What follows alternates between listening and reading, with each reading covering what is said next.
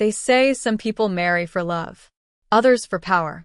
But there was one woman in a village forgotten by most who married a coffin.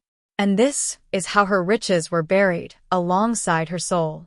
In the small village of Oromu, where goats outnumbered men and the river had long dried up, lived a woman named Nyambura. She was beautiful, not the soft kind of beauty, but the sharp kind that could cut through a man's resolve. But her beauty was poor. She lived in a cracked mud hut, wore torn sandals, and every morning she stared into the mirror and asked, "What is the use of beauty if it cannot buy me a life worth living?" She had watched girls with less charm marry rich traders, watched neighbors build mansions with money they couldn't explain, and soon her desire turned bitter. Her want turned into need. One night, under a full moon dripping with red light, Nyambura visited a witch doctor deep in the forest. His name was Omari, a crooked man with eyes too calm and fingernails too clean. "I want wealth," she said. "Enough to silence every tongue that ever called me poor."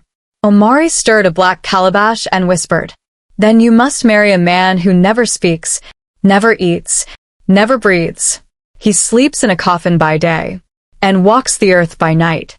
3 nights later, under a cursed fig tree, they married. No guests.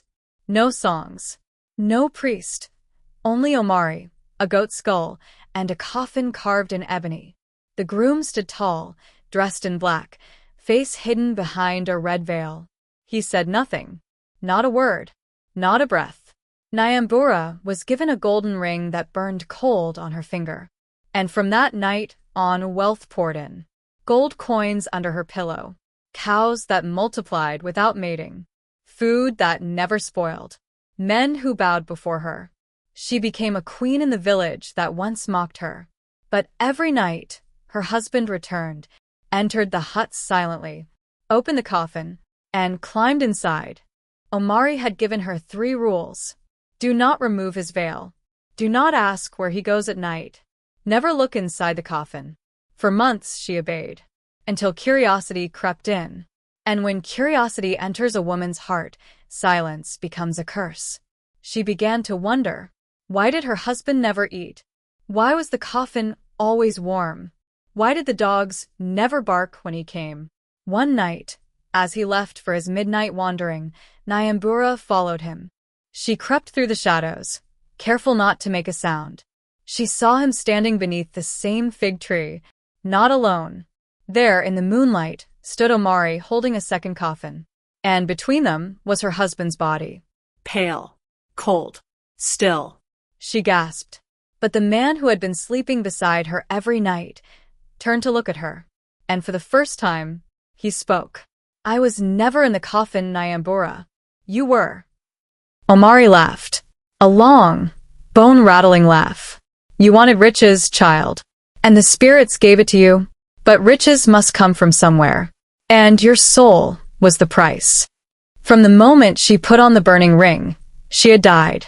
Her beauty, her breath, her name, all trapped in the coffin she had never dared to open.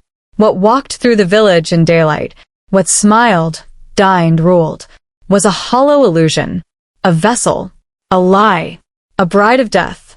And now her time was up.